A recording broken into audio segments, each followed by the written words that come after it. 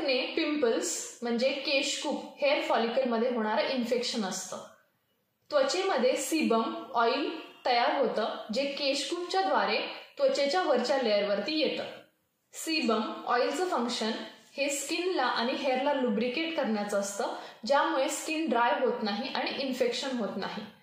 ऑइलचं दुसरं फंक्शन म्हणजे स्किनचे जे सेल्स डेड होतात, ह्या डेड सेल्सला बाहेर काढण्याचं काम हे ऑइल करत असतं. ज्या वेळेला काही कारणामुळे हे ऑइल शरीरामध्ये जास्त प्रमाणात बनतं, त्यावेळेला स्किनचे डेड सेल्स आणि ऑइल हे केशकूपला बंद करतात.